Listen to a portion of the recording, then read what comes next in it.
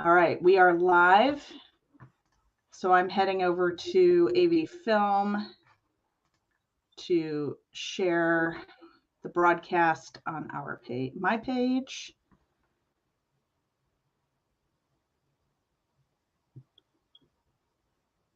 One moment, everyone. We're just kind of getting our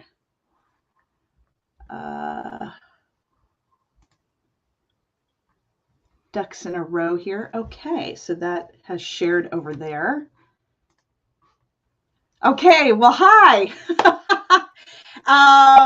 Welcome everyone. It's in typical AV film style, it's a little peek behind the curtain as we're getting going here.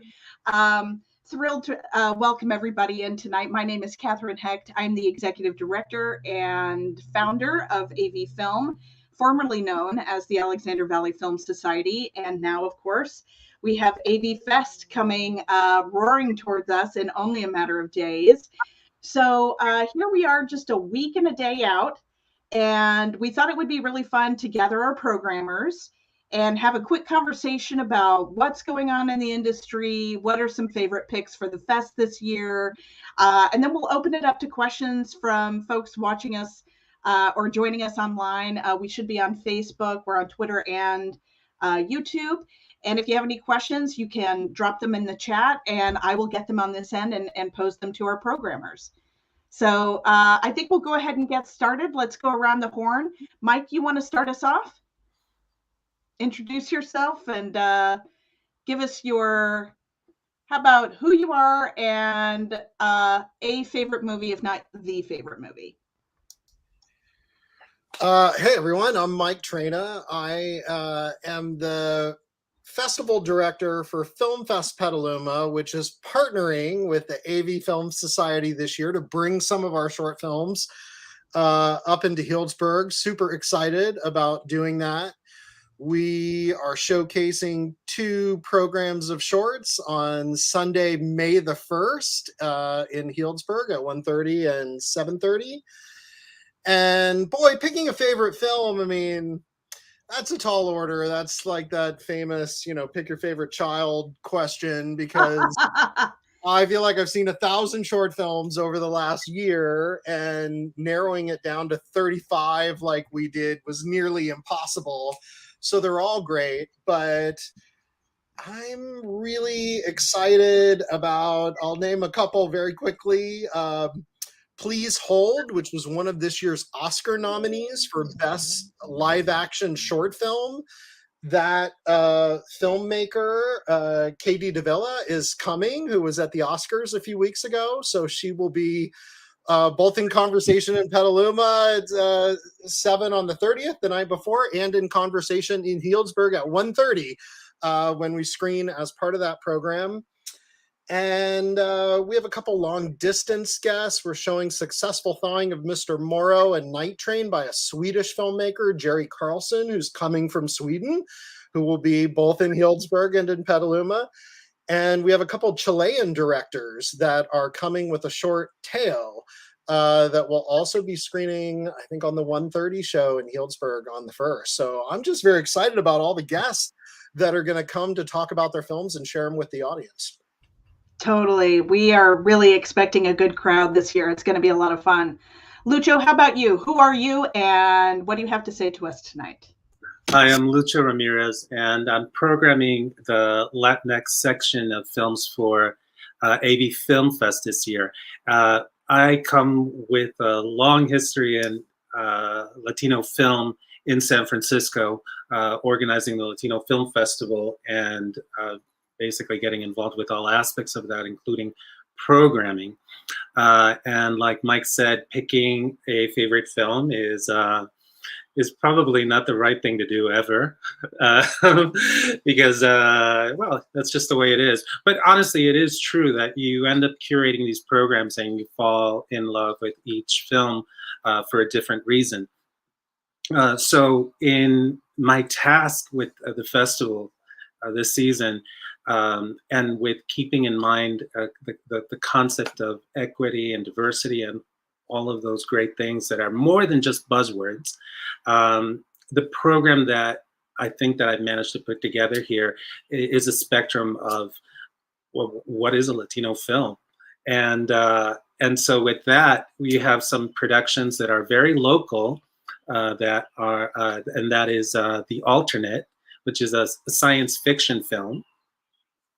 And a film like that, so we're going to have guests for a few films, but that one comes to mind. They're all different and they're all great, so I'm not going to pick a favorite, but I'm going to say that The Alternate is great because it is so different, where you have a cast that's very diverse, but a filmmaker that isn't necessarily Latino, but keeping the diversity in mind in the way he produces films. So that's what makes it exceptional. But if I were to put my thumb on favorites, I would say White on White is a film out of Chile. It's a second film by Theo Cort, and this is his second film, and it was Chile's film that was submitted for Oscar consideration. And it's a period piece film, a Western, and again, like bringing back this issue of equity, diversity, and racial reckoning. So we're talking about colonialism and Native people and the ugly side of Western expansion. And so I think that those kinds of stories are important, even though we don't necessarily see them a lot in American film. This is a really interesting film out of Chile that tackles that issue and in a very creative way. And I'm hoping that people come out to that. And I know that we're going to have a Q&A with the filmmaker. And I would say that the other film I'm going to point out is Bridges by Maria Corina Ramirez. And she's a first-time filmmaker out of Miami. And again, it's a diverse cast. It tackles issues that are pertinent to the Latino community, regardless of where you live, even though this is a Miami-centric film. And it speaks to what it means to be a young person navigating issues around ethnicity and migration. Thanks, so Lucho. I'm going to leave it at that. Yeah, you know what? And I just wanted to clarify, I did not mean for everybody to select their favorite film from this festival.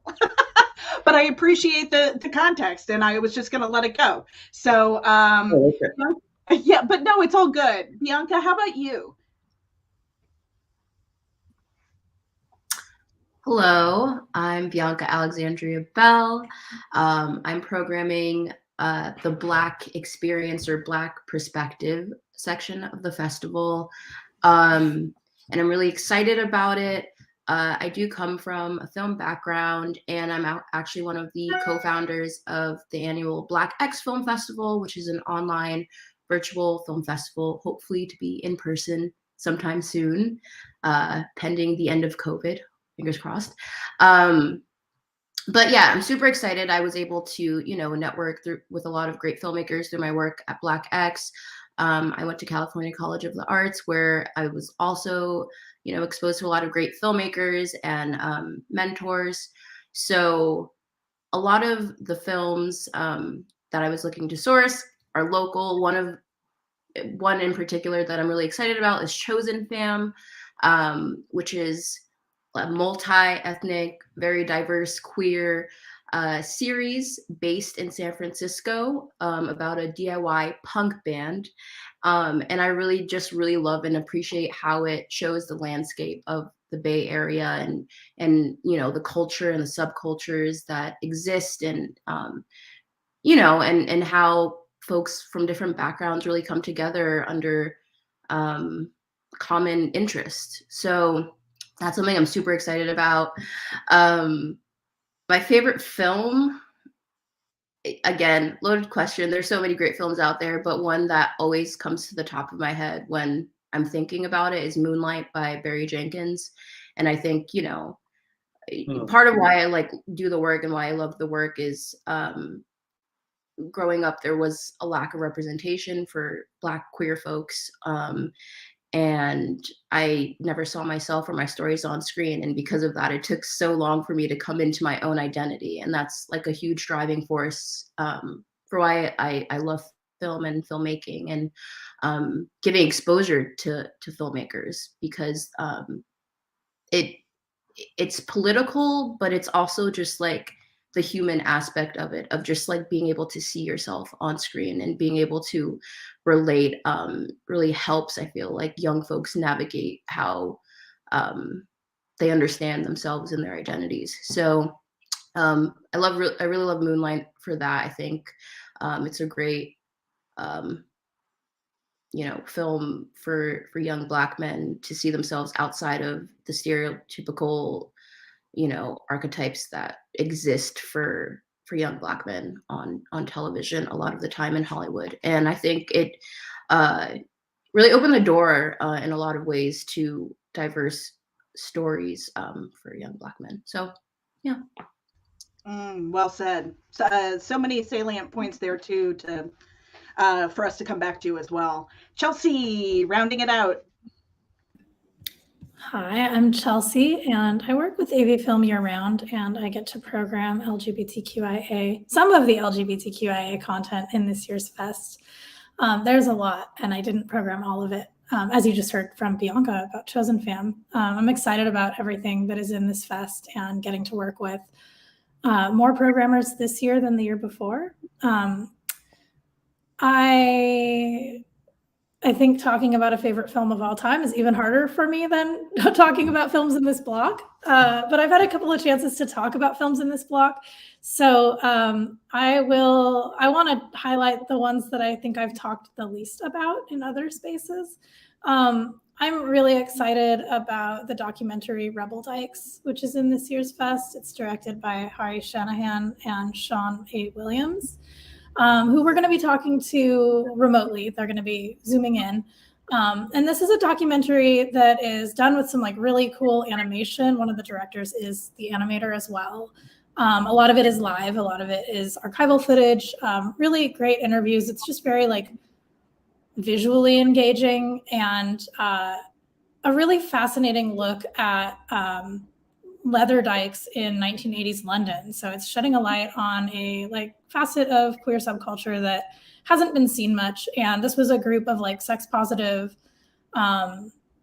folks who were also, for the most part, trans inclusive in the 80s, at a time when they were getting, like, all queer people were being oppressed in London under Margaret Thatcher. And there was also a lot of pushback from like lesbian separatists who were not trans affirming and thought that the like sex positive attitudes of the dykes in this scene were not in line with their definition of feminism. So seeing kind of the intra and outer oppression in this scene is a pretty fascinating thing. And I'm feeling a lot of excitement and kind of digging back into that. It's one of the earliest films I selected for the block. And I think that's why I've talked about it a bit less.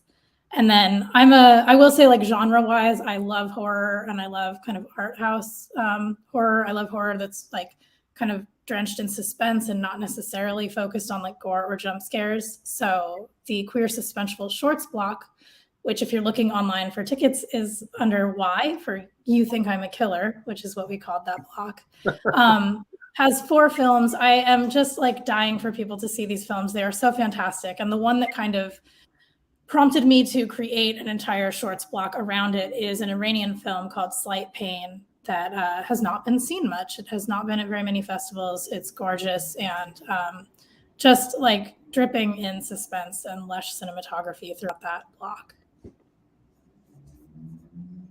That's so great. Cool. Well, so here we are, and we have this renewed or, recently articulated commitment to diversity, equity, and inclusion internally as an organization, and how those things then manifest in the programming choices that we make. And part of that was to hire people who could help us with those voices. And so I'm really excited that all of you are here and adding to this conversation with us. And so my first question is, I want to go around the horn and get your take on your your personal lens on what's happening in the industry. And as you were programming, were there things that stood out to you, market differences from years past? Just curious what kind of trends you're seeing, and so on and so forth. Mike, you want to kick us off? Sure. Wow, trends. I mean, I guess every year in looking at the shorts pool, you do notice maybe topics that surface, or I would say for us, maybe one of the most notable things was just the sheer number of women filmmakers submitting this year. Typically, there's largely been a gender gap in submissions. Obviously, it's something the industry has been grappling with a long time to shoot for more gender equity in terms of directing and production. While we always kind of pay attention to those stats, this year, very organically, I'm pleased to say the two programs we're bringing, I think I mentioned this to you, Catherine, we're bringing 16 filmmakers up to Healdsburg on Sunday, and I think are 16 films, and 9 of those are directed by women. This is really very unusual ratio to see the sort of the women outnumbering the men, maybe for the first time in me programming 25 years of the festival. We also have a ton of, and I think Chelsea alluded to this, LGBTQ content this year in our shows. I think of the 35 films we programmed, maybe 8 or 9 might fall in that category, which is a pretty big percentage and a ratio overall. So we definitely have a very diverse slate in that respect. I'm always aiming with our programs to find a mix of comedy, drama, and animation and so forth as well within each program. So, that's another challenge to sort of,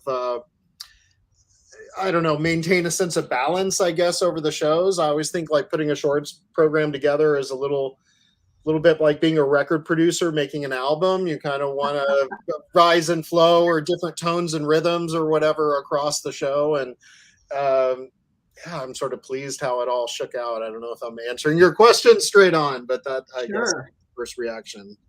That's great. And Mike, what's over your left shoulder? That I'm so used to having a Zoom background, but when we got on whatever StreamYard, I was like, oh, I don't have a Zoom background anymore. So I just quickly put up, this is I like a very tactile production board when we're putting shows together. So we're going to have 4 online shows at AV Fest, but only 2 in person there. We're going to mirror our Petaluma 4 shows that we're putting together for the 30th. And I start with a board of all the top-ranked films from our pool. Of course, I lean a ton on our team, a very diverse set of screeners that are rating the films for several months. And then the films that are getting lots of thumbs up across all of the screeners make it to the board.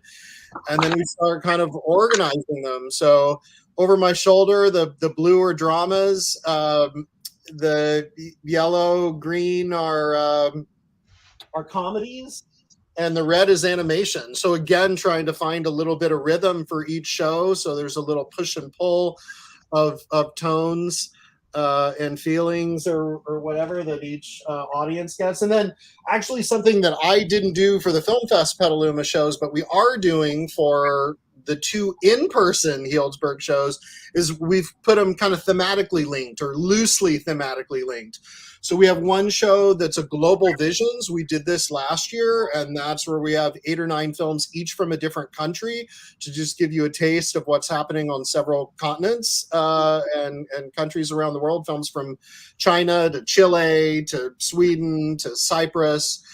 And then the other program I'm calling Love is Strange, and it's really films about everything from hookups to breakups. So it's all kind of couple romance themed. That's the Sunday night show.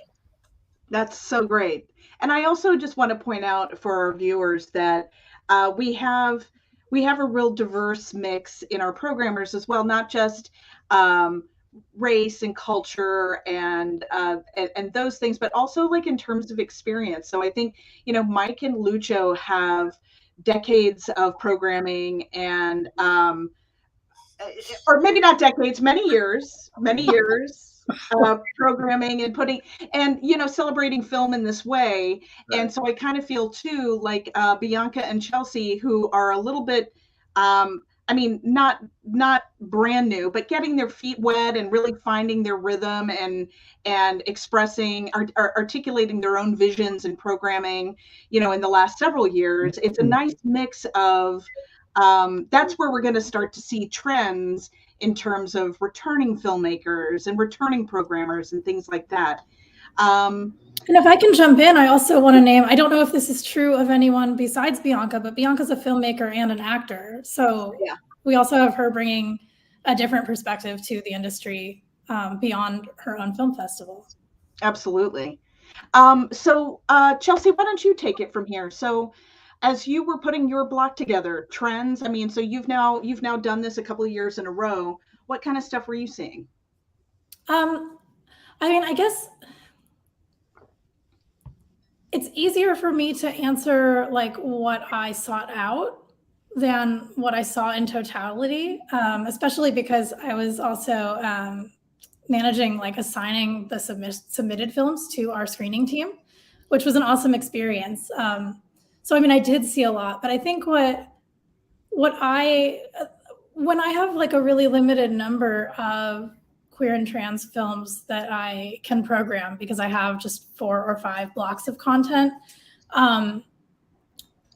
one of the kind of deciding factors that I made was, and I said this in my programmer statement that's in our brochure and on our website, I really wanted to program films that are for queer and trans viewers. And with the understanding that a lot of the people who come and see these films may be cisgender and heterosexual. And like, I think these are films that have merit and interest for anybody. So I think like a general audience will find a lot to appreciate here.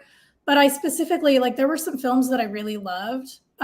Mama Bears is one that comes to mind. It's a fantastic film. I really love it. It's not in my block because it's in the fest anyways, which I'm thrilled about. And we get to meet the director, Daresha Kai.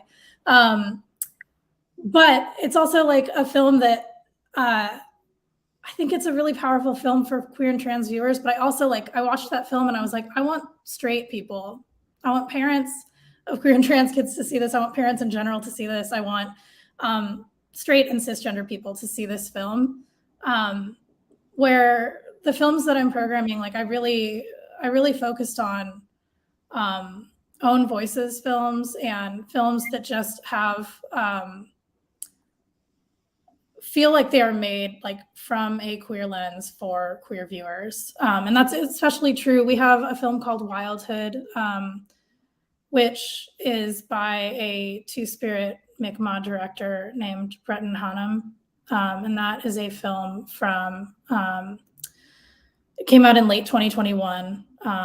And multiple people involved are Mi'kmaq people. And then even more people like in the cast are Indigenous people from various different tribes. And I'm super thrilled. We're gonna pair that film with a conversation instead of like me doing a Q&A with talent from the film. It's going to be a Q&A facilitated by SKINS, which is the Student Council of Intertribal Nations at San Francisco State University.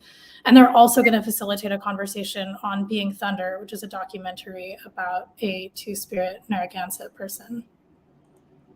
Fantastic. And I also just want to take a moment and thank Chelsea for really helping us navigate putting our money where our mouth is in terms of equity and inclusion and creating safe space for people from marginalized identities to experience the representation that Bianca was talking about and how formative that is and necessary and critical, and for us to be a conduit to that in a real authentic way.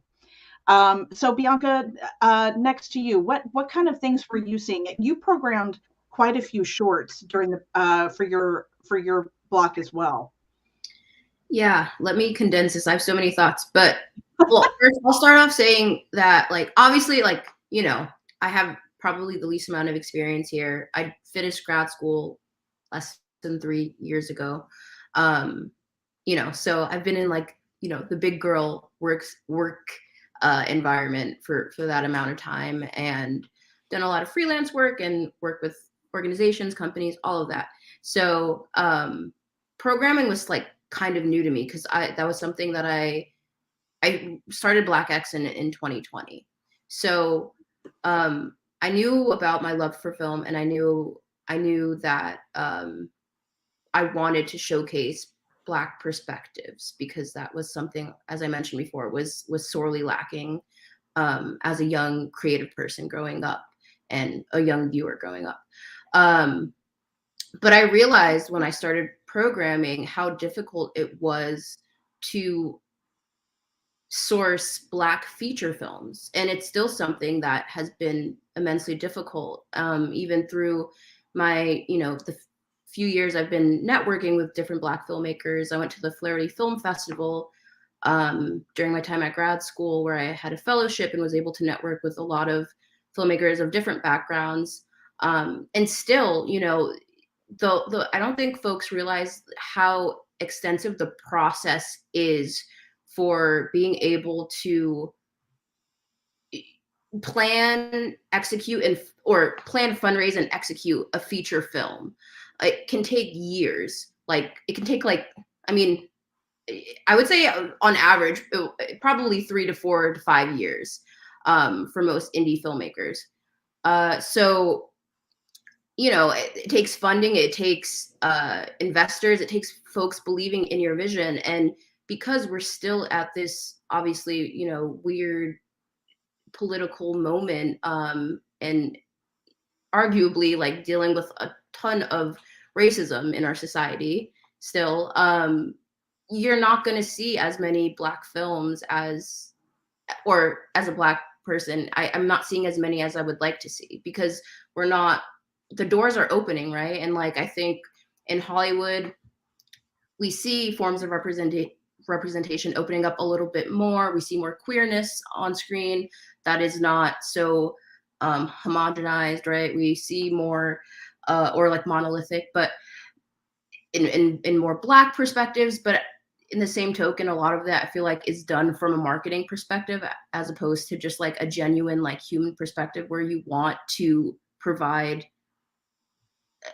an open lens to the different multiplicities of the Black experience. And so again, in indie films, when there's not as much at stake, when it's not about the marketing, when it's just about the story, those rooms, or the, you know, whoever's making these executive decisions, they're going to go in with their inherent biases a lot of the time, even if they don't like realize it. So I think there's still so much of an uphill battle for Black filmmakers to create feature films. It's easier to do shorts because they take a lot less money. They're oftentimes community funded. And so I mean, there were so many great short films that I wish I could have included, but that I couldn't. And, you know, did my best trying to get some features. We were lucky enough to have Stateless, directed by Michelle Stevenson, which is basically a film about, it takes place in Haiti and the Dominican Republic. And in 2013, the Dominican Supreme Court stripped the citizenship rights of folks there that were born by Haitian parents. So it's an Afro-Latino perspective that I feel like is really important, that a lot of American folks will have no idea about, and I'm really excited about that. So, you know, that's something that's really interesting, but I just wish, you know, we were able to get more Black features in there, and hopefully that's something that over time we'll see more of. But I really have no answer as to, you know, I think it's like, it's art.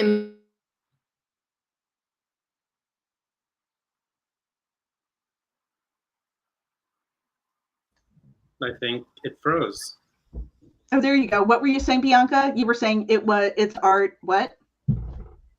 I forgot. I don't even know where I left off, but basically, I wish there were more features, Black features that, you know, came in that I was able to source, able to you know, get available through my networks. But it's just been really hard. And hopefully, you know, because life imitates art and art imitates life, you know, there's no real formula or no answer I can give to say like, okay, well, here's what we need to do in order for this to happen. But you know, I really do hope that as we're in this like kind of indie film and television renaissance where more people are able to get their pitches heard, we'll see more authentic Black films that aren't Hollywood driven. Yeah. Yeah. And I also just want to say too that, you know, in assembling the programming team, I think that, you know, a combination of lived experience, artistic vision, background, all those things come into creating a team. And I think that being new-ish on the scene is not a slight. I think having a fresh vision and being hungry and passionate about film and representation and excited by good stories is the place to start. And so valuable to us too. So I'm thrilled you're here. Lucho, take us out. What are you with your millennia of experience, Lucho? Right. Well, I think just sort of there's a little bit of everything's already been said here. Films about sexuality. The initial question was trends, right? So say sexuality films, I think are because I think that in general taboo sort of topics, gender identity, trans sort of themes, those sorts of things are themes that are quite popular, especially in short films. And actually, I just learned of another queer film. I think it's out of Mexico. That's, you know, fresh on the festival circuit. So I would say that that's been kind of like a hot topic for a few years. Films about Afro-Latino identity, bringing forward the visibility of indigenous people in film, or the fact that most of Latin America is a hybrid, but most of media is dominated by a Eurocentric vision. And so with that in mind, with all of these things in mind, I think that, you know, I'm very cognizant of those themes, and that's something that's being addressed in everyday life. It to an extent, I think media is changing. But like Bianca says, there's definitely a lack of visibility when it comes to people of color, Latinos. Forget about it. Name a couple of recent male Latino actors, and I think you'd be really, really hard pressed to find them. And so, you know, I think I saw a quote recently from a famous actor from Abamba, Isai Morales, where I think he says that there's like the 3 H's. But I don't remember the third one, but I'll say 2 of them. One of them is like overly humble. So basically the very sad immigrant, you know, slogging it through. Very horny. So the hypersexualized persona. The third one I don't remember what it was, but probably just horrible, which basically means the criminal and the drug dealer, and those are the typical, you know, secondary actors and characters that are in film. So that's when it comes to American film. So I think that since my own lived experience has been bicultural and in a couple of different worlds, the idea of a representation in film has always really existed in Spanish language film. So it isn't that straightforward. You know, we have our, you know, golden age of cinema actors. We have, you know, in Spanish, and some of them, you know, come into American filmmaking, a handful of them, the Diego Lunas of the world, and Salma Hayek's of the world. So those are the ones that continue to be in those positions for a while, because of course we can always only have one or two, you know, and almost never are they from the U.S. It's almost always someone who's come into the industry in the U.S. that's sort of a familiar actor or producer, what have you, that comes into Hollywood film. But, you know, I think that for the purposes of what I do with Latino Film Fest or with this section, I think it's always about, you know, bringing in new voices, and that for the most part is going to be independent filmmakers.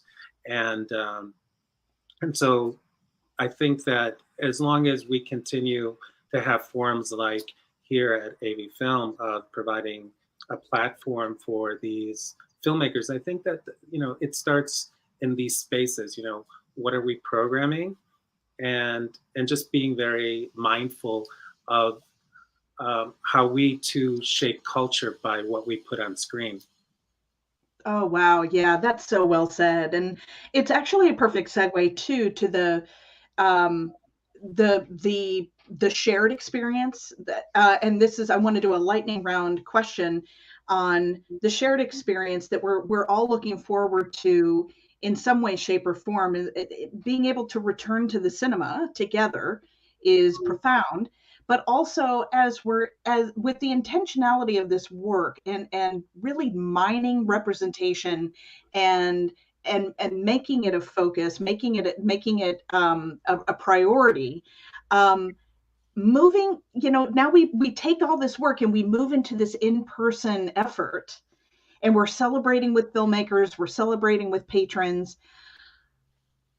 An interesting moment as a programmer to be coming out of COVID, to be representing your work, which I'm thrilled, by the way, that all of you will be there to speak with patrons and talk with our filmmakers who are visiting. And I'm curious, keeping it on the positive side, I'm curious what you're looking forward to being in person at the festival with us this year. Lightning round, 90 seconds max. Mike, go.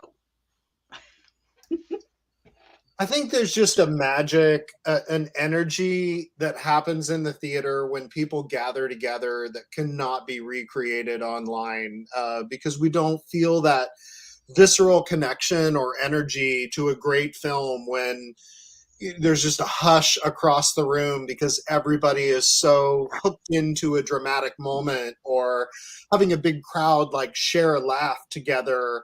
Um, there's a real rich communal aspect to that, almost a religious type of experience, I think, that the cinema can offer. And I think those of us who feed off of that have been malnourished for a couple of years and are really eager to have that energy, that communal experience together again. And so I can't wait to be in a house full of patrons and filmmakers and share that buzz together. It's awesome. Bianca, what are you looking forward to? Well, I second Mike. I feel like, again, I started doing Black X online, and it's fulfilling in that, like, we have folks write in and tell us that, like, you know, they really enjoyed the perspective, especially in 2020 when there was so much going on politically in the United States.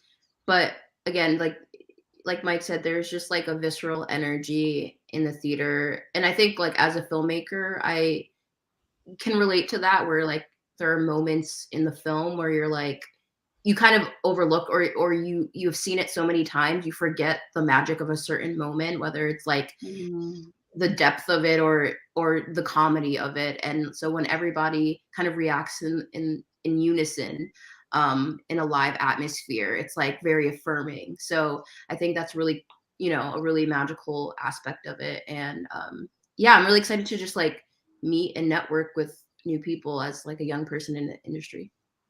It's awesome. Lucho, how about you? What are you looking forward to? Well, I think to second what's already been said, you know, interestingly enough, I came from an online media experience many years back.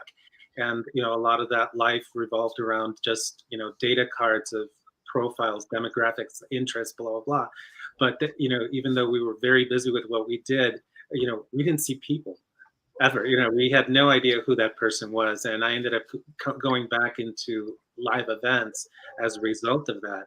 So the last couple of years, it's been, you know, basically that, you know, almost going back to the online world, like having festivals online, but you don't see anyone. So seeing people in person is going to be a joy. Going to a different place altogether. I'm very familiar with San Francisco and what happens here and some other festivals, so it'll be cool to see what it's like in your neck of the woods.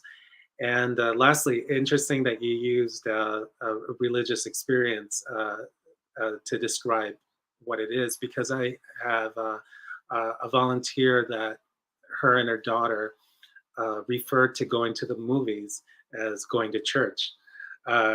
Because, you know, they're not religious people, but for them, film is a very important part of their lives. And going to church, so to speak, is going to see the films. And I think that, you know, I share that sentiment. And so it'll be really great to see people coming back. And, you know, I think, of course, we're minding COVID, and I think people are feeling a little bit better about returning to the shared experience indoors. Yeah. And Chelsea, how about you? What are you looking forward to? Okay, I'm going to say 3 things, and I'm going to give each of them no more than 30 seconds. So visiting filmmakers, it's going to be so cool. We have like 35 or 40 people coming to our festival between Mike's short programs and AVFest programming. So I think there's just going to be a lot of energy. I'm really excited. I saw that Peter McDowell is tuning in right now. Hi, Peter. Hi, Peter. Peter has a West Coast premiere of a really beautiful personal documentary called Jimmy in Saigon, in which he investigated the death of his brother. And it's a really, really moving film. So I'm super excited to welcome him to Sonoma County and just to get to interact with a lot of these folks in person as well as online. We're going to have a lot of Zoom conversations with people in real time.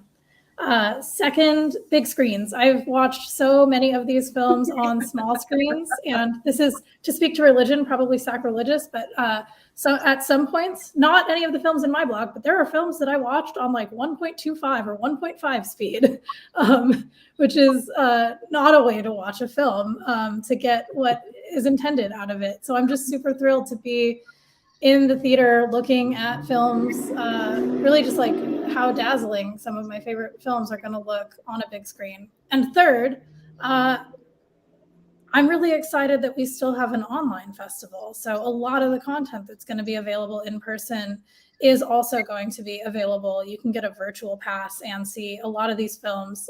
If being in person is not an option for you, they will be geo-blocked, so you have to be in California to watch. But anyone anywhere in California can check out a lot of the films in the fest May 9th to 15th. And I know that some people, you know, aren't able to come back in person or aren't near us. And I'm really excited that there's still, that COVID did kind of open the door so that there's another way to watch.